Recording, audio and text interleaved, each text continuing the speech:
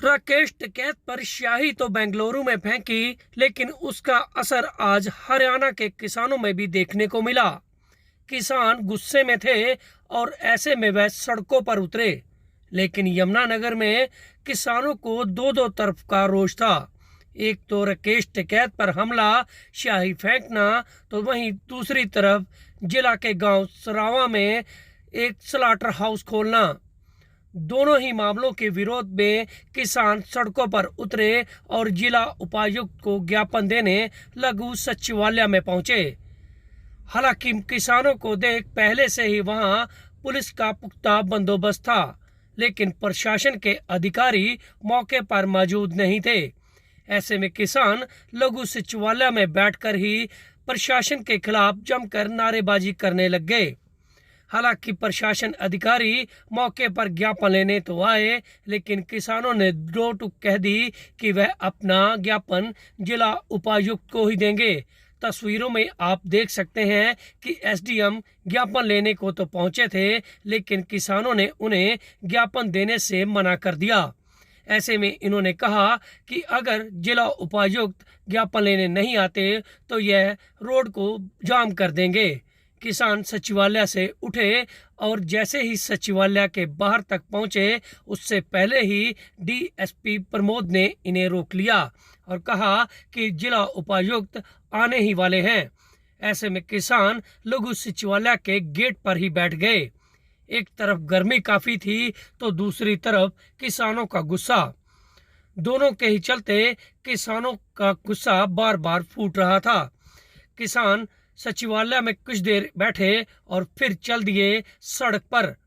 किसानों ने old national highway 73 को जाम कर दिया। दोनों ही तरफ वाहन गर्मी के बीचों बीच रोक दिए गए। ऐसे में टेम्परेचर 40 से ऊपर था, लेकिन किसान अपनी मांग के लेकर सड़क पर उतर गए और उनका कहना था कि एक तो राकेश टिकैत पर हमला करने वालों के खिलाफ कड़ी कार्रवाई हो, तो वहीं दूसरी तरफ वह सरावा में स्लाटर हाउस किसी भी कीमत पर खुलने नहीं देंगे। संयुक्त मोर्चा के किसान सड़क पर ही डटे रहे। हैरानी की बात तो यह थी कि इन किसानों के साथ वह महिलाएं भी आई थी जिनकी उम्र 70 को पार कर चुकी है।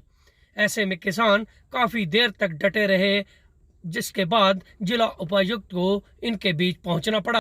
जिला उपायुक्त ने किसानों के बीच पहुंचकर माना कि वह प्रधानमंत्री के एक कार्यक्रम में व्यस्त थे और वह उन्हें छोड़कर नहीं आ सकते थे। लेकिन ऐसे में जिला उपायुक्त ने यह भी कहा कि आज तक उन्होंने किसानों की किसी भी बात को मानने से इनकार नहीं किया। उन्होंने किसानों का हर समय साथ दिया है। सुनिए क्या कहते हैं उपायुक्त और क्या कहते हैं किसान।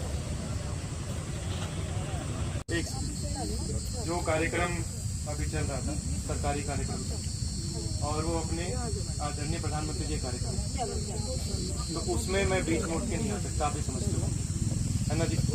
वो था पहले 12 बजे तक का, वो 1 घंटा लेट हो गया। मैं तो जैसे ही खत्म हुआ है मैं यहाँ पहुँचा हूँ जी।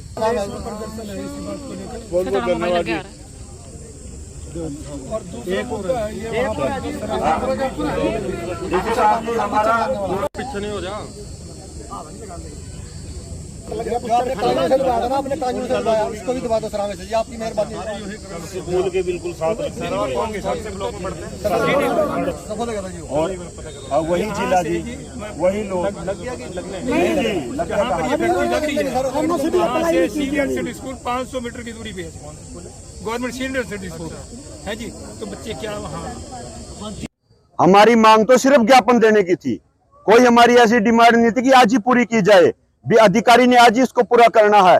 हम तो ज्ञापन लेकर आए थे, 2 ज्ञापन थे। जो सरावा के अंदर बुच्चड़ खाना लगने जा रहा है उसको बंद किया जाए, और जो टिकैत साहब पर हमला हुआ है वो दोषियों को सजा दी जाए, ये ज्ञापन देने के लिए आए थे। लेकिन यहाँ के निकम्मा प्रशासन, यहाँ के निकम्मे डीसी ने यहाँ के जनता को जो ज्ञापन देने के लिए इनको मजबूर किया सड़क पर बैठने के लिए। वो आराम से बैठा है एसी में, अपनी मीटिंग कर रहा है, लेकिन ये जनता की परवाह नहीं है। 80 साल की महिलाएं सड़क पर बैठी हैं, कड़कती गर्मी में बैठी है, नीचे से भी आग निकल रही है और ऊपर से भी आग है। 80 साल के हमारे बुजुर्ग सड़क पर बैठे हैं, हार्ट अटैक के मरीज हैं, कई हमारे साथी वो रोड पर बैठे हैं। अगर उनको कुछ हो गया इसकी जिम्मेवारी किसकी होगी? टेंट लगाने की बात कर रहे हैं। टेंट भी लगाएंगे, पक्का मोर्चा लगाएंगे। अब हमें कोई जल्दी नहीं है, आना हो डीसी साहब को आए, नहीं आना हो ना आए, यहाँ पर अब पक्का मोर्चा लग के रहेगा। हमारे देश के क्या पूरे विश्व स्तरीय जो हमारे किसान नेता हैं, जिन्होंने किसान आंदोलन में अहम भूमिका निभाई, उन्हीं के खिलाफ बेंगलोर में एक सरकार की सोची समझी चाल के तहत सही गिराना क्या, उनको कातिलनामा हमला किया। ये सरकार की सोची समझी चाल थी। जिस आदमी ने कातिलनामा हमला किया वह मोदी के नारे लगा रहा था, मोदी जिंदाबाद। तो सरेआम गुंडागर्दी। ये किसान की आवाज को दबाना चाहते हैं, लेकिन किसान की आवाज सही से नहीं, ना गोलियों से दबेगी, ना डंडों से दबेगी। हमारे टकैत साहब आगे बढ़ते रहेंगे, किसान मजदूर की आवाज समय समय पर उठाते रहेंगे।